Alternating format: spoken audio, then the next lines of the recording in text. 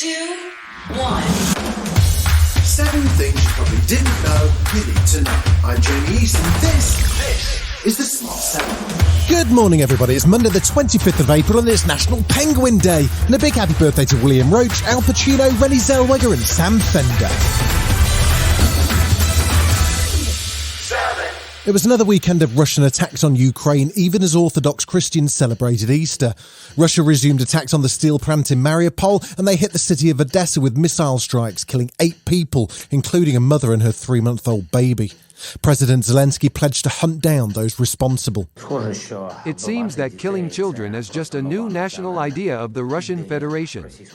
The missiles were launched by Russian strategic aircraft from the Caspian Sea region. We managed to shoot down 2 missiles. 5 more missiles hit a peaceful city. The US Secretaries of State and Defense Antony Blinken and Lloyd Austin visited Ukraine on Sunday, meeting with Zelensky in Kyiv. The meeting was kept under a media blackout to ensure security for the two men, who promised an additional aid package of $713 million for Ukraine and partner countries, and announced that the US will send US diplomats back to the country and appoint a new ambassador, Bridget Brink.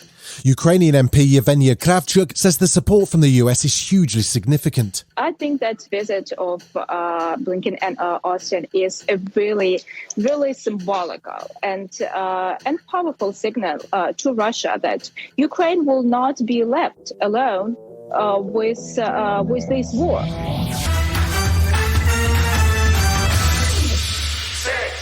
Boris Johnson had a pretty tough week last week as the repercussions of Partygate and the fines handed out by the Met Police came home to roost.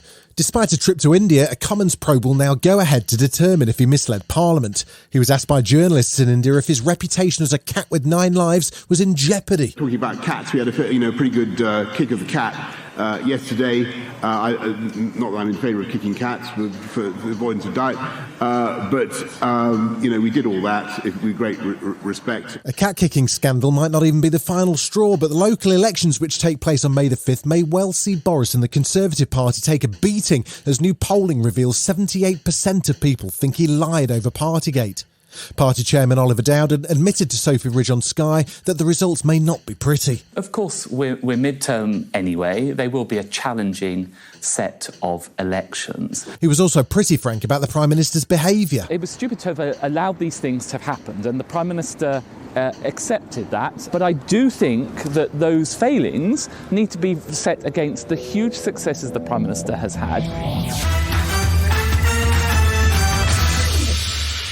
Labour leader Sir Keir Starmer was unapologetic on the BBC on Sunday about the fact that he's been focused on Partygate. If you or anybody else think that I'm not bothered by standards in public life, that it doesn't matter that the Prime Minister has broken the laws that he made, that it doesn't matter that his own MPs now don't really want to defend him because they're sick of defending the indefensible, then I'm sorry, I'm not going to shy away from that. And he says as the cost of living increases and the pressure on families grow, it's time for the government to take action, which should include a windfall tax on energy firms, cancelling the national insurance rise and investigating the PPE fraud that cost the taxpayer billions. What we're calling for is an emergency budget to deal with the cost of living crisis, because for millions of people this is a real struggle as they see practically all their bills going up, their wages are not going up, and this month they're being caned with further tax from this government. Sunday saw voting in the French presidential elections as Emmanuel Macron faced down a challenge from far-right candidate Marine Le Pen. Polls closed on Sunday evening, and the early indications from exit polls is that Macron has triumphed with a projected 58% of the vote compared to his rival's 42%. It's the first time a serving president has ever been re-elected, and he'll serve a 5-year term. He spoke in front of the Eiffel Tower and pledged to be a president for everyone, even those who'd voted for his rival. And I intensely love this people. I'm so proud to serve this people once more. Vive la République! Long live the Republic. Long live France. Still to come on the Smart 7, Piers Morgan's got a new job and Jason Bateman spoils the end of Ozark for his wife. Right after this. Welcome back. 3 Sunday saw the Merseyside derby with Liverpool taking on Everton in a game that meant quite a lot at the top and the bottom of the table. Liverpool came out 2-0 winners on an afternoon when Burnley beat Wolves 1-0 to put Everton into the relegation zone, but manager Frank Lampard was staying positive. There's 18 points for us to fight for, which is a lot of points. So it's important for players, fans, club to not get sucked into that in a negative way. Liverpool manager Jurgen Klopp was pleased to get the win and also quite excited to hear that the Sporting News 7 UK edition podcast launches this morning. You should go and find it. I'm really, really happy because it's not about flying every week, it's about getting results every week, and today we got it, we deserved it, we had to work hard for it. Piers Morgan's back on TV on Monday, whether you like it or not, on the brand new Rupert Murdoch channel Talk TV. He's hosting a new show called Piers Morgan Uncensored, which is broadcast on the new channel, plus Fox News in the US, Sky News in Australia and on YouTube.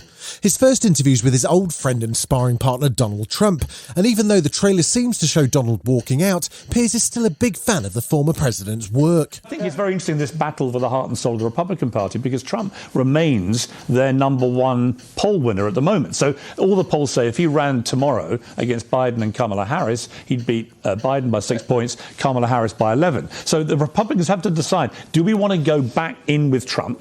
Because I think whoever wins the nomination probably becomes president. The final 7 episodes of Ozark drop on Netflix this Friday. It sees the story of the Bird family's adventure in Missouri wrap up, and there's going to be some drama before it finishes. The show stars Jason Bateman, Laura Linney and breakout star Julie Garner. Apart from starring in the show, Jason also exec produces and directed the final episode. That caused some drama in the Bateman house when he accidentally spoiled the ending for his wife. I was actually watching a cut of one of these scenes. It was working with the editor, and I was watching it on my computer, and Amanda, my wife, walked in, and she walked in, she was talking to me, hey, so blah, blah, blah, blah, and she looks, and she watched one of the characters die. And she was like, God, like, God, what? This has been The Smart 7. Wherever you're listening, do us a favour and hit the follow button. We'll be back tomorrow at 7 a.m. Have a great day. Written, produced and published by Daft Doris.